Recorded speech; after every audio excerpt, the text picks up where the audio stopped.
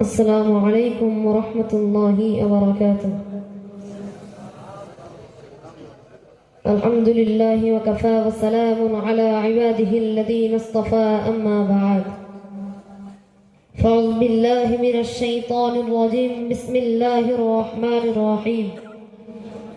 إنك لعلى خلق عظيم. صدق الله المولانا العظيم.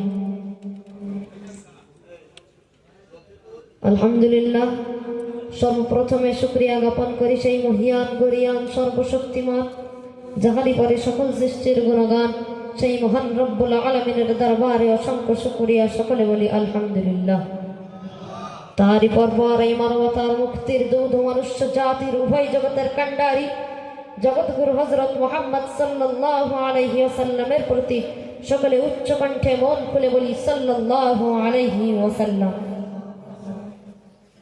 অতঃপর আজকের এই মাহফিলের সম্মানিত সভাপতি এবং সামনে উপবিষ্ট সকল শ্রোতা মণ্ডলীকে আমার হৃদয় নিংড়ানো ভালোবাসা ও অভিনন্দন জানিয়ে হুজুর সাল্লাল্লাহু আলাইহি ওয়াসাল্লামের আদর্শ সম্পর্কে কিছু কথা আলোকপাত করার জন্য আমি এখানে দণ্ডায়মান হয়েছি।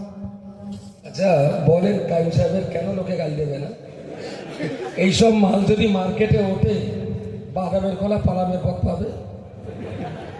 লা তাকনাতু মির রাহমাতিল্লাহ বলে বোম্বে বন্ধুটা, এইসব মাল যখন মার্কেটে উঠবে তখন ওসব পার্টি পালাবার কোনো মানে কাইম সাহেবকে গাল দেয় বলে এমনি গাল দেয় না, ও ন্যায্য গাল দেয়।